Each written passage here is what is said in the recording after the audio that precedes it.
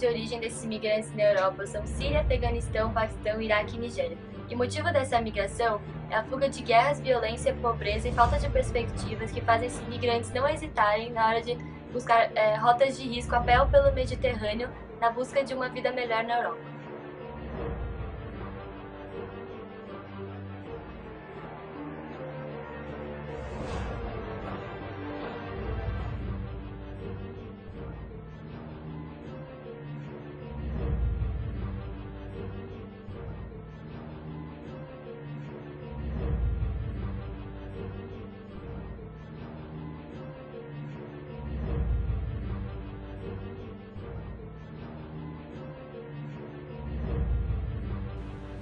A Europa vem tentando ao máximo dificultar a entrada dos imigrantes em seu território.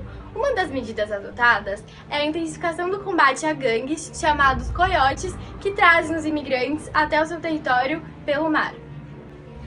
Outra medida que o governo italiano vem praticando é a redução de operações de resgate no Mediterrâneo.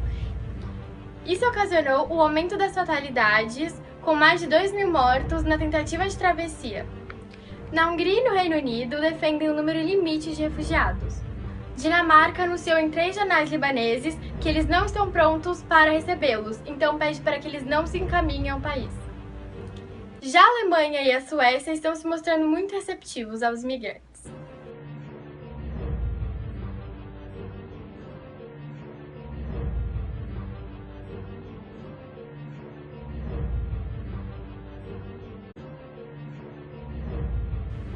A presidente Dilma Rousseff disse que o Brasil está de braços abertos para receber os refugiados, mesmo com os problemas que o país vem passando.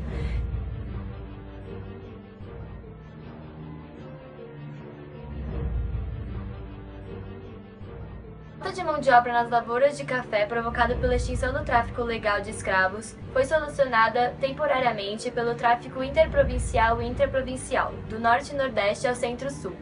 Porém, a cafeicultura, em grande expansão, tinha maior demanda por trabalhadores. Com isso, os fazendeiros agenciaram a vinda de milhares de imigrantes europeus para trabalharem nos cafezais.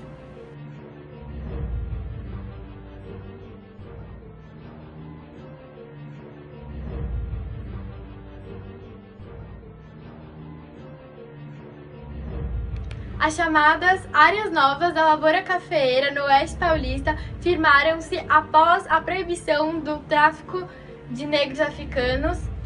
Com a necessidade de mão de obra nas áreas cafeeiras, ganhou impulso o tráfico intra- e interprovincial de escravos, quando este foi proibido pela lei do sexagenário. Então, quem passou a suprir essa demanda foram as dezenas de imigrantes vindos da Europa.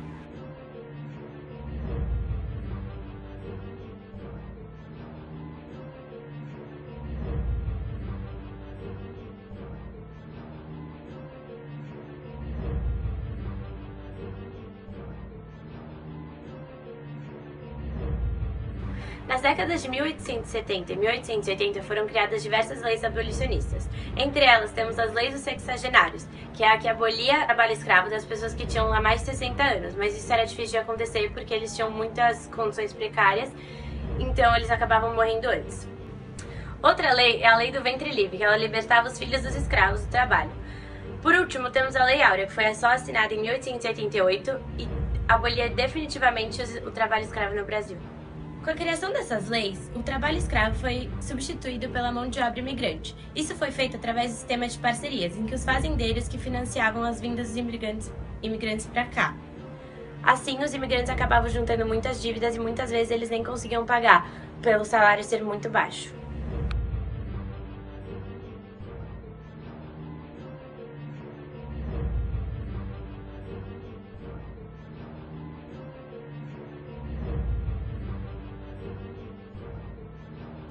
No século XIX, o Brasil recebeu milhares de imigrantes vindos para cá para trabalhar nas lavouras de café, que até então sofriam uma extensa falta de mão de obra.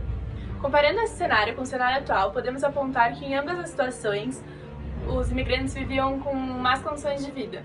Uma divergência entre as situações é que no Brasil os imigrantes eram desejados, eles eram trazidos para cá pelos próprios fazendeiros. Já na situação atual, os imigrantes não são bem-vindos. Os países europeus até dificultam a entrada destes no país. Para que a crise humanitária atual se resolva, é necessário que todos entendam que não prestar assistência aos imigrantes apenas agrava a situação.